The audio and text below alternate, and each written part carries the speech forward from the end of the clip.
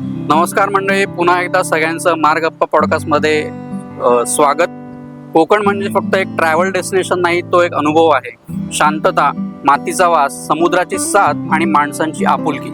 आज आपल्या पॉडकास्टमध्ये आपण भेटणार आहोत अशाच एका स्वप्नवत जागेच्या मागच्या व्यक्तिमत्वाला, ज्यांनी कोकणात राहायचं एवढ्यावर न थांबता कोकणात काहीतरी निर्माण करायचंय हे स्वप्न प्रत्यक्षात उतरवलं. चला तर मग ऐकूया कोकण मेवा आणि कोस्टल नेस्ट मागची गोष्ट शर्वरी आणि योगेश यांच्याकडून.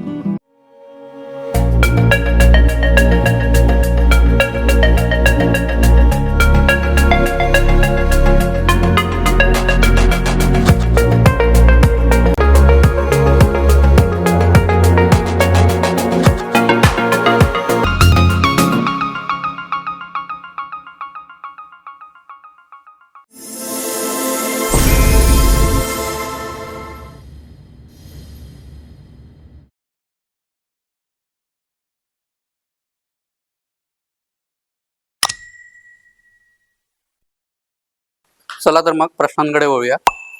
कोकण मेवा आणि कोस्टल नेस्ट रिसॉर्ट जन्माला येण्यामागची गोष्ट थोडक्यात सांगाल का प्रेक्षकांना? नक्कीच योगेश जास्त चांगल्या प्रकारे सांगू शकेल. आपण आता इथे बसलोय ते कोळथरे हे आमचं मूळ गाव. तिथे आमचं वडिलोपार्जित घर, वाडी वगैरे आहे. आणि अगदी लहान असल्यापासून मी माझ्या वडिलांबरोबर इथे दरवर्षी होळीला, मे महिन्यामध्ये कार्तिकीच्या उत्सवाला येत होतो. आणि तेव्हापासूनच कोळथरीची आणि कोकणाची मला प्रचंड आवड आहे. आणि नंतर शाळा कॉलेजमध्ये गेल्यानंतर माझे मित्रही माझ्याबरोबर इथे येत होते. म्हणजे जवळपास प्रत्येक इंजिनिअरिंगचं सेमिस्टर संपलं की आम्ही बाईक उचलायचो आणि कोळथरेला येऊन 7-8 दिवस मस्तपैकी पडी मारायचो. तेव्हापासून सगळ्यांना कोळथरेची भयानक आवड होती. आणि पण त्यावेळी प्रॉब्लेम हा होता की कोळथरेमध्ये असं कुठलीच राहण्याची चांगली सोय नव्हती. काही घरगुती सोयी होत्या किंवा कोळेश्वराचं भक्त निवास होतं, तेवढीच काही ती कोळथरेमध्ये राहण्याची सोय. त्यामुळे आम्ही तेव्हाच ठरवलं होतं की कोळथरेमध्ये सर्व सोयींनी सुसज्ज असं एखादं छानसं होमस्टे असलं पाहिजे की जिथे पर्यटकांना येऊन छान राहता आलं पाहिजे. आणि त्याच ह्याच्यामध्ये मग मी आणि माझ्या शाळेतले दोघं मित्र, अद्वय जोशी आणि विशाल दास्ताने, आणि माझे बाबा, त्यांना याच्यामध्ये भयानक इंटरेस्ट होता. आम्ही चौघांनी मिळून हे प्रथम कोस्टल नेस्ट हे कोळथरेमधलं पहिलं होमस्टे, लक्झुरियस होमस्टे आम्ही चालू केलं, ज्याच्यामध्ये प्रॉपर AC, वायफाय, गीझर अशा सगळ्या सोयी होत्या. हे आमचं पहिलं कोस्टल नेस्ट हे होमस्टे त्यामुळे जन्माला आलं. इथे 4 रूम्स आहेत पर्यटकांसाठी, अगदी समुद्रापासून 100 मीटर अंतरावर, आणि बाकी सगळ्या चांगल्या सोयी आहेत. आणि मग त्यानंतर कोळथरेमध्ये गेल्या 8-10 वर्षामध्ये खूप पर्यटक यायला लागले. आणि मग सगळ्यांनाच वाटायला लागलं की आमचं इथे जवळपास छानसं घर असावं, जमीन असावी असं. पण खरं सांगायचं तर कोकणामध्ये स्वतःची जमीन घेऊन घर बांधणं हे खूप कष्टाचं आणि जिकिरीचं काम आहे. आणि त्यानंतर ते मेंटेन करणं. एक्झॅक्टली. म्हणजे बांधू आपण, पण ते त्यानंतर मेंटेन करणं हे फारच अजून कटकटीचं काम आहे. त्यामुळे आम्ही असं काहीतरी बघत होतो की ह्या सगळ्या ज्या लोकांच्या प्रॉब्लेम्स होते त्याला काहीतरी त्याचं सोल्युशन मिळेल. आणि त्यामधनंच मग कोकण मेवाचा प्रोजेक्टची आम्हाला संकल्पना आली. इथे कोळथरपासून 1-2.5 किलोमीटर वरती हिलटॉपवर माझ्या चुलत भावाची जमीन होती. आम्ही त्याच्याबरोबर मिळून मग तिथे कोकण मेवा हा NA बंगलो स्टुडिओ अपार्टमेंटचा प्रोजेक्ट केला. तो आमच्या मित्रपरिवारापैकी लोकांनी तिथे त्यांचे स्वतःचे बंगले, स्टुडिओ अपार्टमेंट्स घेतले. आणि मग त्यानंतर मग आम्ही तिथे कोकण मेवा हे होमस्टे चालू केलं. बरेच जण म्हणतात कोकणात राहायला आवडेल, पण तुम्ही कोकणात काहीतरी घडवायचं ठरवलं. हा बदल तुमच्यासाठी कसा घडला? बेसिकली काय झालं की मी ऍक्च्युली आहे मूळची नागपूरची, पण मला अगदी लहानपणापासूनच एक गावाकडची विशिष्ट ओढ होती. म्हणजे माझ्या आईसोबत मी आजीकडे गावाला वगैरे जायची. मग तिथे नदीवर कपडे धुणं असो, अंगण सारवणं असं, खूप लहानपणापासून मला या सगळ्यांची एक आवड होती. लग्नानंतर जेव्हा पहिल्यांदा आम्ही इथे कोळथरेमध्ये जेव्हा येणार होतो, तेव्हा योगेश मला म्हणाला की आपलं पण असंच एक छानसं छोटंसं गाव आहे. सो मी खूप उत्सुक होती ते गाव बघायला वगैरे. बट जेव्हा आम्ही आलो, साधारण 2007 ची ही गोष्ट आहे, त्यावेळेस इथे काहीही नव्हतं. ना इन्फ्रास्ट्रक्चर डेव्हलपमेंट होती की कार होती. आम्ही लिटरली एका लाल रंगाच्या एसटीच्या डब्यात 2 जण बसून आलो, आणि रस्ता इतका खडखड की मला वाटलं की आपण घोड्यावर बसून आलो की काय वगैरे. बट मग तेव्हा मला असं झालं की अरे, योगेशने कुठल्या गावात आपल्याला आणलेलं आहे. या गावाची मी काही कल्पना केलेली नव्हती. बट जेव्हा मी त्या गावात उतरली, आमच्या घरात राहिली, नारळ सुपारीच्या बागांमध्ये फिरली आणि संध्याकाळी जेव्हा समुद्रावरती फिरायला गेली, सो तिथला जसं मी योगेशच्या प्रेमात पडली होती तसंच मी कोळथरेच्या समुद्राच्या प्रेमात पडली. आणि त्या क्षणी मी ठरवलं, आणि योगेशला आणि मला त्याची फिरायची बरंच आवड आहे, तेव्हाच आम्ही दोघांनी ठरवलं की बस इथेच आपलं स्वतःचं काहीतरी सेटअप करायचं. ही अशी आमच्या दोघांची इच्छा होती. सो सगळं आम्ही इथे तयार केलं. रिसॉर्ट सुरू करण्या अगोदर तुमचा प्रोफेशनल प्रवास कसा होता? आम्ही दोघंही सिव्हिल इंजिनियर आहोत, पण आमच्या दोघांचं प्रोफेशनल लाईफ एकदम डिफरंट आहे. म्हणजे मी गेली 20-22 वर्ष IT मध्ये वेगवेगळ्या कंपन्यांमध्ये वेगवेगळ्या रोल्समध्ये काम करतोय. आणि मी सुद्धा गेली 20 वर्ष म्हणजे एक 7-8 वर्ष कन्स्ट्रक्शन मॅनेजमेंट, प्रोजेक्ट मॅनेजमेंट म्हणून काम करते. आणि आता स्वतः माझं स्वतःची कन्सल्टन्सी आहे आणि त्याचबरोबर मी इंटेरियरचे प्रोजेक्ट सुद्धा घेते. आणि या सगळ्यांबरोबर आम्ही आता हे कोस्टल नेस्ट अँड कोकण मेवाचं होमस्टे सुद्धा सांभाळतोय. कोकण मेवा कोस्टल नेस्ट हे नाव ऐकलं की आपुलकी वाटते. या नावामागची भावना काय होती? सो आम्ही जेव्हा कोकण मेवा प्रोजेक्ट चालू केला तेव्हा असं काहीतरी कॅची नाव पाहिजे आपल्या प्रोजेक्टला, असं चाललं होतं. आणि खूप विचार केला आणि विचार करता करता मी असं म्हटलं की मला कोकणात यायला का आवडतं, किंवा लहानपणापासून मला कोकणात यायला का आवडतं. तर बेसिकली उन्हाळ्यामध्ये इथे जो रानमेवा असतो, आंबे, फणस, करवंद, काजू, जाम, हे त्याच्यासाठी उन्हाळ्याच्या एवढ्या घामामध्ये सुद्धा आम्ही कोकणामध्ये यायचो. आणि मग that was the eureka moment, की मग आपण हेच नाव का देऊ नये लोकांना आकर्षित करायला. आणि त्यावेळी कोकण मेवा असं आम्ही ते दोघांचे त्यावरती एकमत झालं आणि कोकण मेवा हे नाव अस्तित्वात आलं. तुमच्या मते गेस्ट इथून परत जाताना फक्त आठवणी घेऊन जातो की त्याहून काहीतरी जास्त? नक्कीच जास्त घेऊन जातं. इथल्या आठवणींसोबत कोकणातला एक भाग तो आपल्या स्वतः बरोबर घेऊन जातोच. आणि बेसिकली कोकण ही एक नुसती जागा नाहीये, ती एक संस्कृती आहे कोकणाची स्वतःची. त्यामुळे इथे येणारा माणूस काही ना काहीतरी त्याच्यासाठी नवीन सापडतच, आणि ते काहीतरी तो नवीनच घेऊन स्वतः बरोबर जातो. अनुभव आहेच, पण एकदा इथून गेलेला माणूस हा कोकणाचाच भाग होऊन जात असतो. कोळथरे सारख्या शांत अनटच बीच जवळच स्टे उभारण्यामागचा विचार काय होता? ऍक्च्युली तुमच्या प्रश्नातच आमचं उत्तर दडलेलं आहे. इतका सुंदर अनटच्ड हा बीच आहे. बऱ्याच प्रकारची लोक असतात, कोणाला अगदी मुरुड जंजिराचा बीच आवडतो की खूप गर्दी असते, वॉटर स्पोर्ट ऍक्टिव्हिटीज असतात, बट बेसिकली आम्हा दोघांना अशी शांत बीच आवडतात. आणि आपल्या कोळथरेत तसा तो शांत बीच आहे की जो अजूनही लोकांना माहिती नाही आहे. सो तेव्हा आम्ही ठरवलं की ज्या अशा लोकांना शांत बीच आवडतो तर त्या लोकांसाठी स्पेशली आपण असं अनटच्ड ठिकाणी आपला स्वतःचा एक होमस्टे करावा. शहरातून आलेल्या गेस्टमध्ये पहिल्या 24 तासांमध्ये तुम्हाला कुठला बदल अधिक जाणवतो? शहरातून आलेल्या आणि एस्पेशली आमच्याकडे नॉर्थ इंडियन किंवा कॉस्मोपॉलिटन लोक येतात की ज्यांनी महाराष्ट्रामध्ये फक्त पुणे, मुंबई हेच बघितलेलं असतं. ते जेव्हा कोळथरेसारख्या गावात येतात आणि इकडचं सौंदर्य पाहतात, तेव्हा त्यांच्या चेहऱ्यावर जे आश्चर्य असतं की महाराष्ट्रात पण अशी काही जागा आहे का, कारण का त्यांनी हे फक्त गोव्यामध्ये किंवा केरळामध्ये पाहिलेलं असतं. त्यामुळे महाराष्ट्रात पण अशी जागा आहे का हे बघितलं की एकदम त्यांच्या चेहऱ्यावर जो आश्चर्य येतं ते बघायला खरंच खूप मजा येते. आणि दुसरं मी एक मेन ऑब्झर्व केलेलं आहे की नॉर्मली आपण कुठल्याही पर्यटन स्थळी गेलो की लोकांना असं असतं की आपण किती बघू, किती गोष्टी कव्हर करू, असं त्यांच्या मनात असतं. पण इथे आलेला माणूस एकदम स्लो होऊन जातो. त्याला लक्षात येतं की इथे अजून काही बघण्यासारखं नाही आहे, हेच आहे, आणि एकदम रिलॅक्स, स्लो आणि शांत होऊन जातो. तो डेफिनेटली मी इथे जे नवीन पहिल्यांदा येतात त्यांच्यामध्ये फरक बघितलेला आहे. निसर्गाची शांतता आणि मॉडर्न सुविधांचा बॅलन्स राखताना काय अडचणी आल्या? बापरे, विचारू नकोस तू. अगदी आम्ही डेली बेसिसवर याच्याशी लढत असतो. अगदी पुण्यात बसून इथल्या सगळ्या गोष्टी मॅनेज करायच्या म्हणजे बिलकुल सोपं नाहीये. काय होतं ना की अगदी छोट्या छोट्या गोष्टींसाठी आम्हाला इथे आम्हाला अडकून बसावं लागतं. की अगदी इलेक्ट्रिसिटीचा प्रॉब्लेम असेल, AC काहीतरी बंद झाला असेल, प्लंबिंगचा इश्यू असेल, की जो फार महान इश्यू राहत नाही, अगदी कुठलं तरी झाकण निघालेलं असतं, काहीतरी झालेलं असतं. इव्हन इथला जो स्टाफ आहे तो सुद्धा मॅनेज करणं खूप कटकटीचं काम आहे. आम्ही तिथे बसून एक 10-15 वेळा लोकांना फोन करते, त्याच्यानंतर ते साहेब प्रत्यक्षात उतरतात आणि अक्षरशः पारा चढलेला असतो. पण जेव्हा ते समोर येतात आपल्यासाठी तेव्हा अगदी जिभेवरती साखर ठेवून त्यांच्याशी बोलावं लागतं आणि ते काम करून घ्यावं लागतं.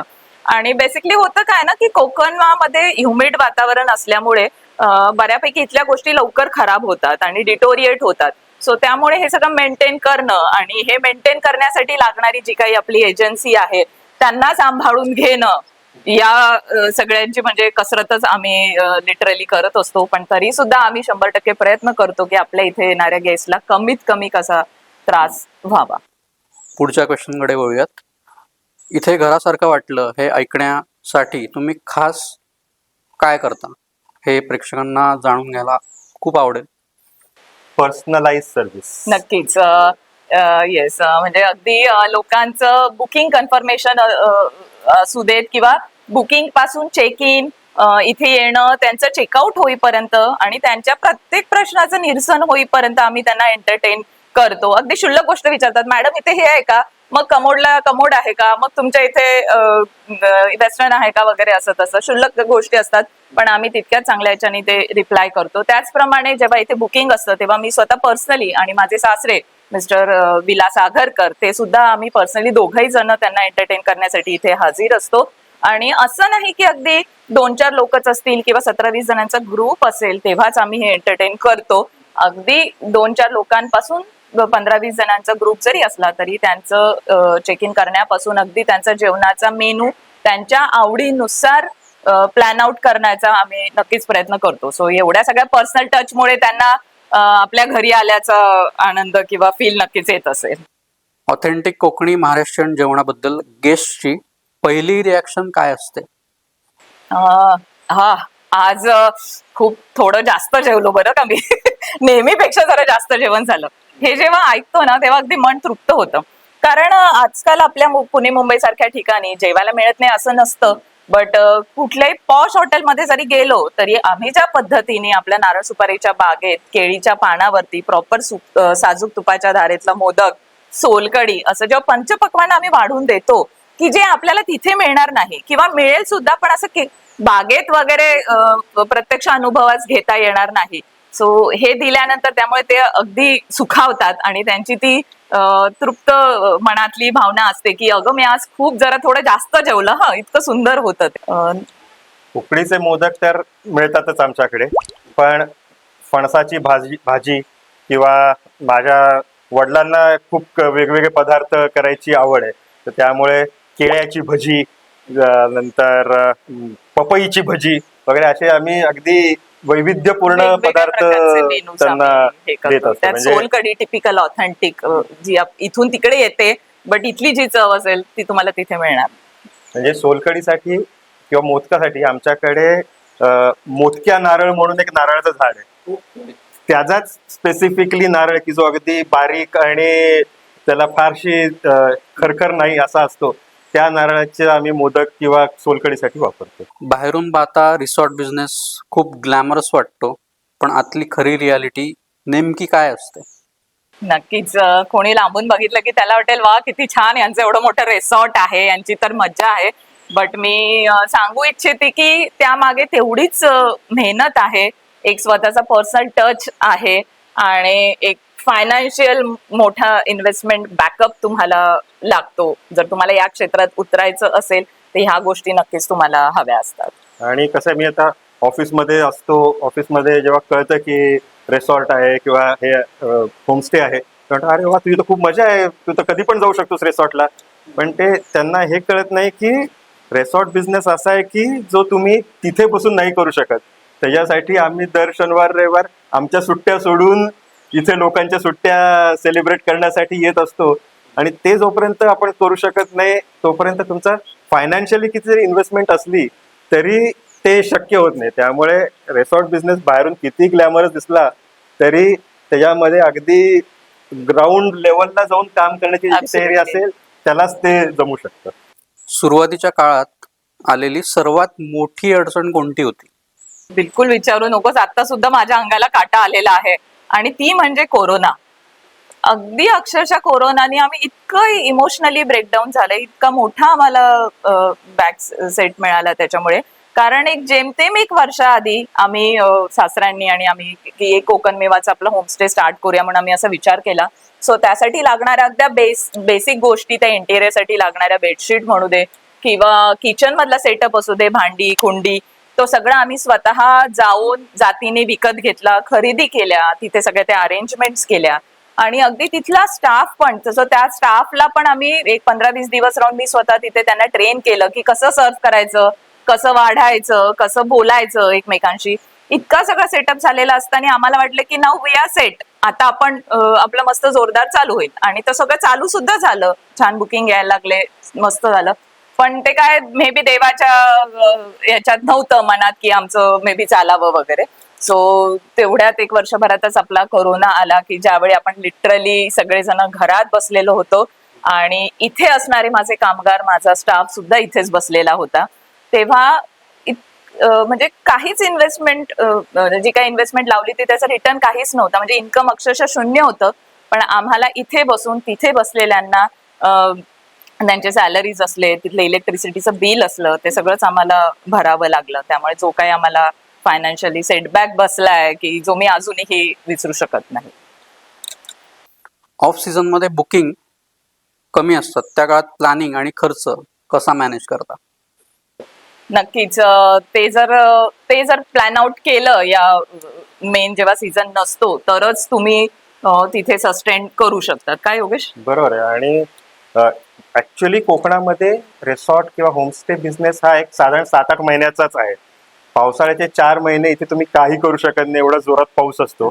आणि दुसरी गोष्ट अशी की मग आम्हाला जो काही मेन सीझन असतो, नोव्हेंबर डिसेंबर म्हणा किंवा एप्रिल मे म्हणा, त्यामध्ये मॅक्सिमम फुटफॉल क्रिएट करून इथे त्याचा रेव्हेन्यू जनरेट करायला लागतो की जो आम्हाला या ऑफ सीझनच्या खर्चासाठी, कारण का स्टाफ तर मेंटेन ठेवावा लागतो, त्याला आपण 4 महिने सोडू शकत नाही, इलेक्ट्रिसिटीचं बिलही भरावं लागतं.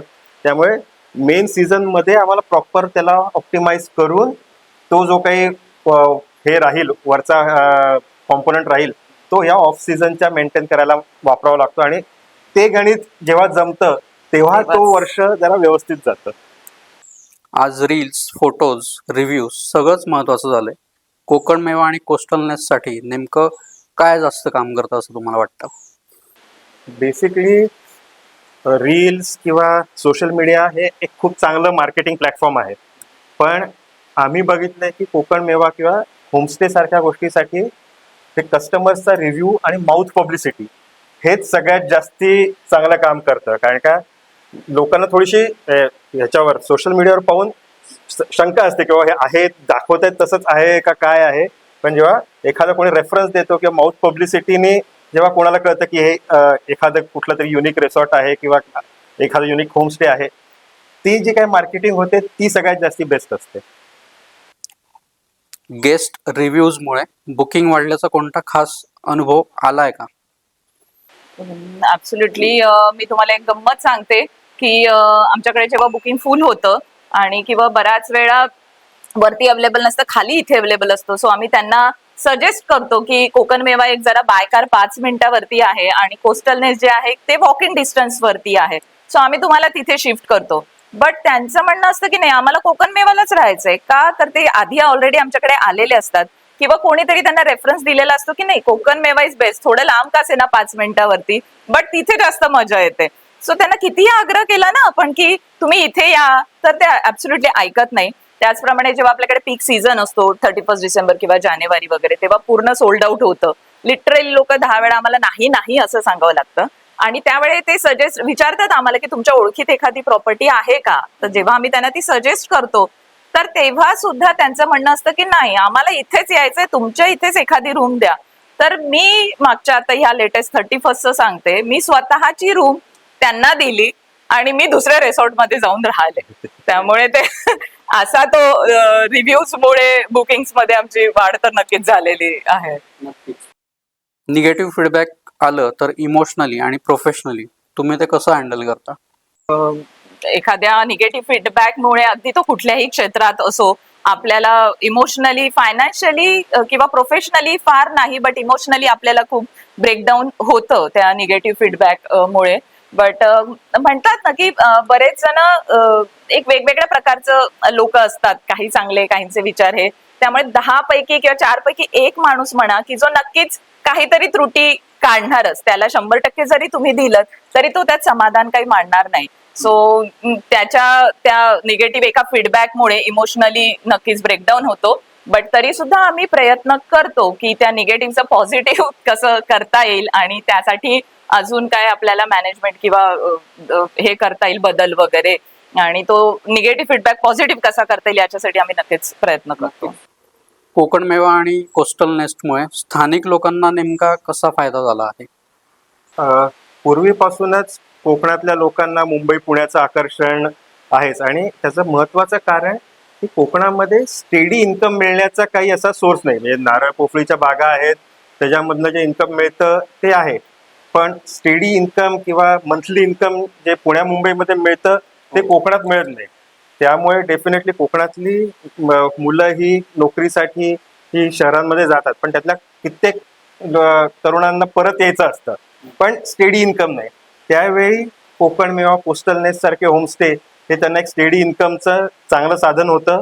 प्लस मी म्हटल्याप्रमाणे हा काही फुल टाईम रोल नाही, त्यामुळे ॲडिशनली ते काही ना काहीतरी त्याच्यावर जोडधंदा करून किंवा काहीतरी अजून त्या साईड बाय साईड करून एक चांगलं इन्कम कोकणामध्ये त्यांच्या स्वतःच्या घरी राहून मिळवू शकतात, की जे पुण्या मुंबईमध्ये अगदी 10-15 हजाराची जरी नोकरी असली, 20 हजाराची, तरी त्यातला निम्मा पगार हा त्यांच्या खर्चामध्ये किंवा तिथे राहण्यामध्ये जातो, जो इथे त्यांना घरी काही खर्च नाही, plus steady income, plus additional काहीतरी जोडधंदा, प्लस कोकणातलं त्यांचं स्वतःचं घरचं वातावरण. त्यामुळे असे होमस्टे हे कोकणातल्या तरुणांसाठी एक नक्कीच चांगलं साधन आहे की ज्याच्यामुळे ते इथे राहू शकतील आणि पुण्या मुंबईमध्ये जाणारा ओघ हा थांबेल. कोकणाचं सौंदर्य टिकवण्यासाठी टुरिस्टने नेमकी कुठली काळजी घ्यायला हवी असं तुम्हाला वाटतंय? टुरिस्टने स्वतःहून ठरवायला हवं की ही माझी जबाबदारी आहे इथलं कोकणातलं सौंदर्य मेंटेन करणं. कारण आता बऱ्याच ठिकाणी आपण पाणी इथलं जागोजागी जातो तर पित नाही, तिथे आपण Bisleri bottles and all use करतो. तरी आमच्या गावात ठिकठिकाणी पिंजरे वगैरे तयार केलेले आहेत, तारेचे वगैरे, की जेणेकरून इकडे तिकडे न टाकता येणाऱ्या लोकांनी आपल्या बॉटल्स त्या पिंजऱ्यांमध्ये वगैरे टाकावेत. पण ती लोकांना आजकाल कर्टसी नसते, ती एक प्यायचं पाणी आणि थ्रो करायच्या, बॉटल टाकून द्यायच्या. इव्हन समुद्रावर सुद्धा इतका कचरा करतात, म्हणजे प्लास्टिकचं असू दे, खाल्लं की तिथे सगळं हे. पण असं नाही की ते आपल्यासोबत कॅरी करावं, नंतर एखादं डस्टबिन किंवा कुठे दिसलं तर तिथे टाकावं. आपण बऱ्याच ठिकाणी म्हणजे मुंबई सारख्या ठिकाणीवर सगळीकडेच एक बीच स्वच्छता अभियान वगैरे, सागर किनारा निर्मूलन वगैरे आपण हे राबवतो, बरेच उपक्रम वगैरे. पण मला असं वाटतं त्याही पेक्षा जर प्रत्येक इंडिव्हिज्युअलनी स्वतःहून ती जबाबदारी स्वीकारली की हे स्वच्छ ठेवणं ही माझी जबाबदारी आहे, सगळ्यांची तर आहे, पण जेव्हा एक माणूस स्वतःहून चालून पुढाकार घेईल ना, तेव्हा नक्कीच आपल्या सौंदर्यात कोकणाच्या भर पडेल. आणि आमच्याकडे रिपीटेड कस्टमर येतात आणि ते प्रत्येक म्हणतात, अरे ह्या वेळेपेक्षा ना मागच्या वेळी अजून छान होतं. मग मी त्यांना म्हणतो ते तसंच ठेवण्याची जबाबदारी तुमची आहे, की ज्याच्यामुळे तुम्ही परत या तेव्हा तुम्हाला आहे ते तसंच मिळेल. कधी असा क्षण आला का की त्यावेळेस वाटलं की यार सगळं सोडून द्यावंय? अगदी रोज येतो. रोज वाटतं. खोटं बोलणार नाही. अगदी रोज येतो. म्हणजे आता असं वाटतं ना की 2 स्टेप आम्ही वरती चढलेलो आहे, पण दुसऱ्या क्षणी आपल्याला वाटतं की रे 2 वरती नाही, आपण 2 अजून खालती उतरलेलो आहोत. आम्ही पुण्यावरून निघताना सगळं सेट असतं की ह्या 4 गोष्टी आपण जर केल्या तर आपलं तिथलं सगळं सेट झालेलं आहे. बट तिथे गेल्यावर कळतं की अरे 4 गोष्टी नाही, त्याच्यावरती अजून 4 गोष्टी आहेत की जे केल्यावर हे काही प्रॉब्लेम सॉल्व्ह होतील. आणि बेसिकली बघायला गेलं तर आज पुण्यात आम्ही दोघंही जण नोकरी आपापल्या क्षेत्रात इतके व्यवस्थित बिझी आहोत की तो काही आमचा इन्कम नाही आहे किंवा त्याच्यावरती आमचं घर चालत नाहीये असं काही नाही आहे, आणि बऱ्यापैकी आम्ही दोघंही बिझी आहोत. त्यामुळे असं वाटतं की अरे खरंच वर्थ इट आहे का की आपण आपला एवढा वेळ, येणारा प्रत्येक विकेंड आपण तिथे जातो आणि घालवतोय आणि त्यातून साध्य काही होत नाहीये.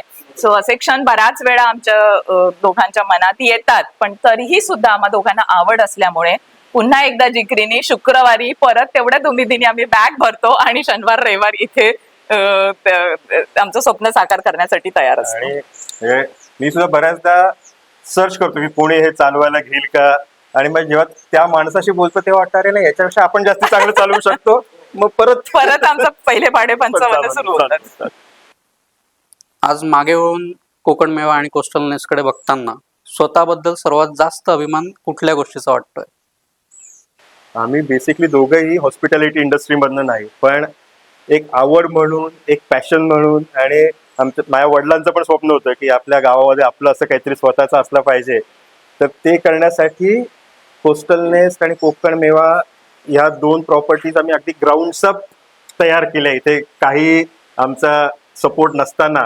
आणि गेले 7-8 वर्ष एवढे इश्यूज आले, प्रॉब्लेम्स आले, आता शर्वरी म्हटले तसे करोनासारखे मेजर सेटबॅक्स आले, तरी आम्ही हे गेले 8 वर्ष मेंटेन केलंय. एक छोटासा का होईना स्वतःचा एक ब्रँड तयार केलेला आहे कोकणामध्ये, आपल्या आवडीसाठी, आपल्या पॅशनसाठी. हे बघून याचाच सगळ्यात आम्हाला अभिमान किंवा समाधान वाटतं. आणि याचं सगळं श्रेय माझ्या सासऱ्यांना जातं, मिस्टर विलास आघरकर, की ज्यांच्या मेहनतीमुळेच आज आम्ही हे स्वप्न साकार करू शकतो. रिसॉर्ट सुरू करण्यामागचं स्वप्न पाहणाऱ्यांना तुमचा प्रामाणिक सल्ला काय असेल? नक्कीच मी सांगू इच्छिते की ज्यांना अगदी खरंच आवड आहे या क्षेत्रात येण्यासाठी, तर एक बेसिकली म्हणजे तुम्हाला आवड लागते, एक फायनान्शियल सपोर्ट लागतो, बऱ्यापैकी इन्व्हेस्टमेंट इथे घालावी लागते, आणि सगळ्यात महत्त्वाचं म्हणजे तुमचा पर्सनल टच, तुमचा पर्सनल वेळ इथे घालवा लागतं. आणि ही जर तुमची बेसिक सगळी तयारी असेल तर नक्कीच तुम्ही या क्षेत्रात पदार्पण करू शकता. आणि होतं कसं ना, म्हणजे लोकांना आवड असते, पण त्यांना वाटतं की अरे आम्ही बांधलंय, 2 माणसं ठेवली आणि ते चालेल. ते तसं होत नाही. तुम्हाला जोपर्यंत तुम्ही तिथे टाइम देत नाही, कारण का ही हॉस्पिटॅलिटी इंडस्ट्री ही सर्व्हिस बेस्ड आहे, जोपर्यंत लोकांना सर्व्हिस मिळत नाही किंवा तो पर्सनल टच मिळत नाही ना, तोपर्यंत तुम्ही कितीही पैसे घाला, त्यामधनं ना येणाऱ्या माणसाला समाधान मिळत, ना तुम्हाला त्यातनं समाधान मिळत.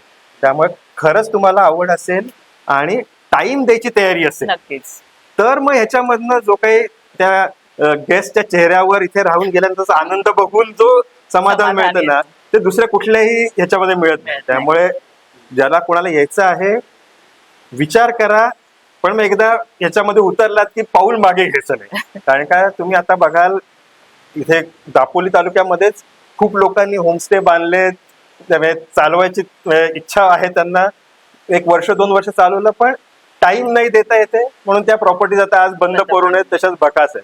त्यामुळे ते करू नका.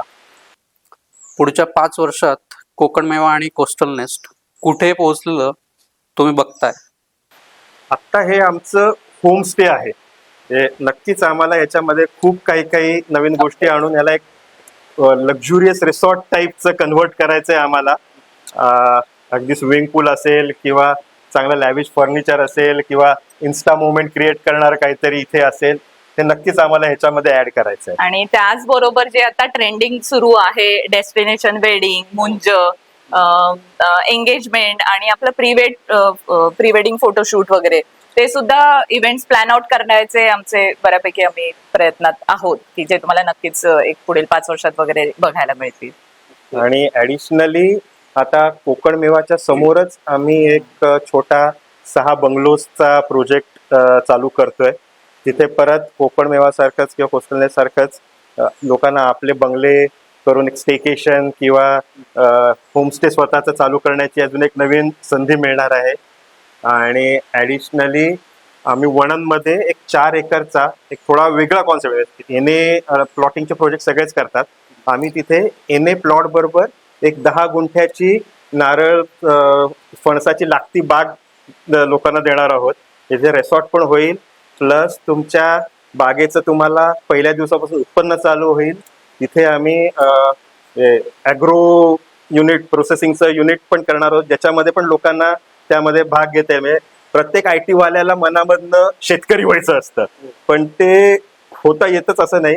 तिथे त्या प्रोजेक्टमध्ये तुम्हाला तो पण एक आनंद किंवा एक फील घेता येईल. अशा भरपूर कॉन्सेप्ट आहेत डोक्यामध्ये. आणि तुमच्या सोबत सुद्धा 5 वर्षानंतर पुन्हा एकदा पॉडकास्ट करण्याची पण आमचं प्लॅन आउट आहे.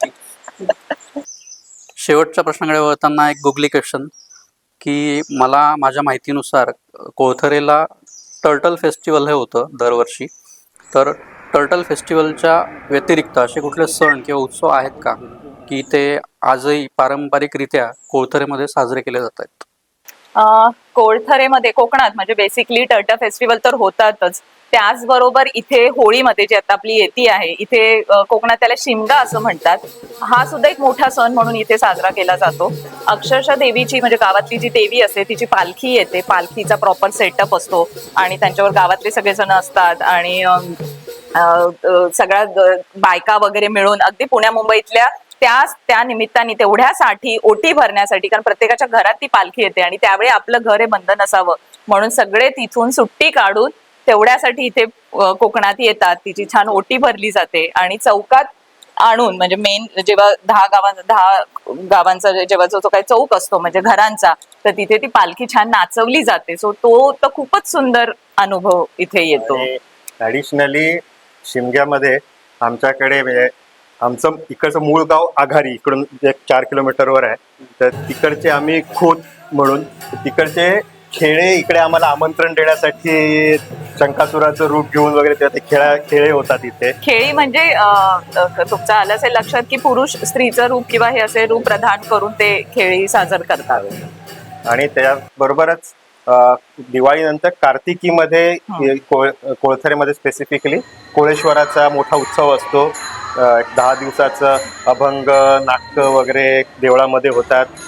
जेवणावळ असते, तो एक छान इथे उत्सव. इव्हन दत्त जयंती पण खूप मोठ्या प्रमाणात कोळथरेमध्ये साजरी केली जाते. दोन्ही अगदी पंचनदीला खूप सुंदर मंदिर आहे आणि आपल्या गावात आहे कोळथरेमध्ये.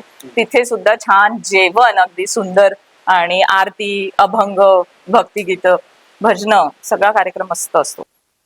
शेवटचा प्रश्न, कोकण एकदा अनुभवलेला माणूस पुन्हा पुन्हा येथे परत का येतो? या प्रश्नाचं उत्तर तुम्हीच मला खरं तर सांगायला हवं. कोकणातली जी वाईब आहे, इथली जी पॉझिटिव्हिटी आहे, एक जो मानसिक शांतता आपल्याला इथे आल्यावर मिळते, ती पुण्या मुंबई सारख्या शहरात आपल्याला नक्कीच शोधूनही सापडणार नाही. तर फक्त त्या गोष्टीसाठी तो माणूस इथे येतो. आणि त्याचबरोबर आणि कोकण मगाशी म्हटलं तसं की एक संस्कृती आहे, त्यामुळे इथे आलेला माणूस त्याचा भाग बनूनच जातो आणि तो अनुभवण्यासाठी वारंवार इथे येतच राहतो. त्यामुळे कधी मी असं बघितलेलं नाही की कोकणात मी एकदाच जाऊन आलो. म्हणजे प्रत्येक वेळी काही ना काहीतरी कोकणात आल्यावर माणसाला नवीन सापडतच प्रत्येक ट्रिपमध्ये. म्हणजे आम्ही इतक्या वेळा येतो तरी सुद्धा प्रत्येक वेळी आम्हाला काही ना काही छोटी छोटी नवीन गोष्ट कोकणामध्ये दिसतेच. आणि तो प्रत्येक गेस्ट किंवा येणारा पर्यटक आपल्या कोकणात ओढला जावा, त्यांनी परत परत यावं, यासाठी जसं महाराष्ट्र सरकारने मागे घोषित केलं होतं की कोकणाला कॅलिफोर्निया करायचं आहे. सो आम्ही दोघंही मिळून त्यात आपला एक खारीचा वाटा आम्ही उचलण्याचा प्रयत्न करतो नेहमीच. आणि ज्यामुळे येणाऱ्या पुढच्या पिढीला सुद्धा आपल्या या कोकणाच्या सौंदर्याचा आनंद मनमुरादपणे आस्वाद घेता येईल. तुम्हाला देखील हा अनुभव घ्यायचा असेल तर आम्ही डिटेल डिस्क्रिप्शन मध्ये नक्की देऊ. योगेश आणि शर्वरीला कॉन्टॅक्ट करू शकता नक्कीच. आणि अनुभव घेऊ शकता. मार्गप्पा पॉडकास्ट करून एक छोटीशी भेट आम्ही त्यांना देऊ इच्छितो.